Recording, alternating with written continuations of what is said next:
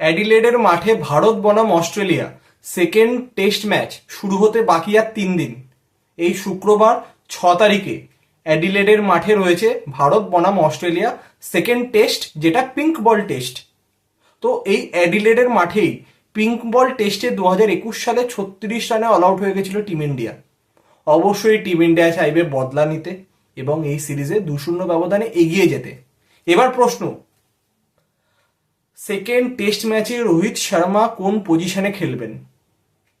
তার কারণ প্রথম টেস্ট ম্যাচে রোহিত শর্মা যেহেতু ছিলেন না ক্যাপ্টেন, তো সেই জায়গাতে ওপেনিং করেছিলেন কেএল রাহুল এবং যশস্বী জয়সওয়াল।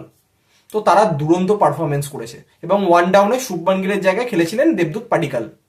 তো এটা আমরা সকলে জানি যে পাডিক্কাল বাদ যাবেন। তো এবার প্রশ্ন ছিল যে রোহিত কি সেই জায়গায় আসবেন, তাহলে শুভমান কোথায় যাবেন? এই সমস্ত কোয়েশ্চেন সবার মনে ছিল। এইবার প্রাইম মিনিস্টার 11-এর বিপক্ষে যে প্রস্তুতি ম্যাচ খেলেছে টিম ইন্ডিয়া, তাতে কিন্তু কেএল রাহুল এবং জয়সওয়ালই ওপেনিং করেছেন এবং ওয়ান ডাউনে শুভমান গিলই খেলেছেন।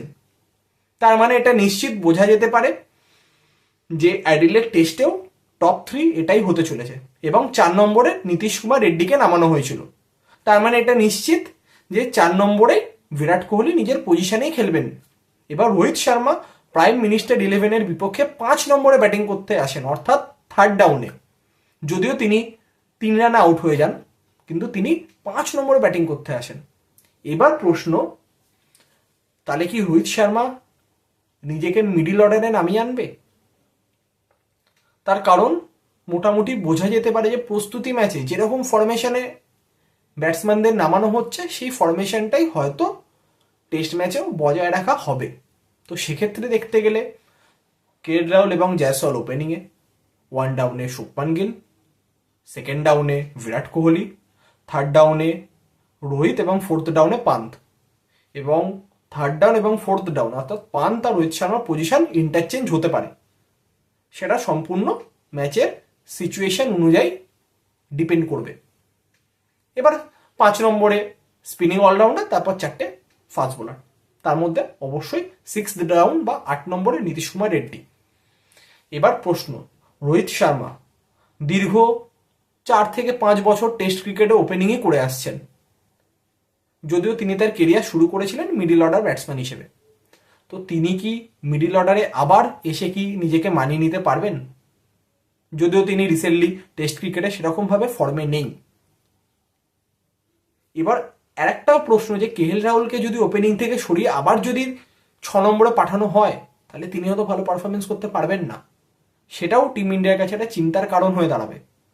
এবার সব দিক থেকে দেখতে গেলে হয়তো রোহিত শর্মা 5 নম্বরে খেলতে পারেন, যদিও তার কোনো কনফার্মেশন এখনো ম্যানেজমেন্টের তরফ থেকে জানানো হয়নি।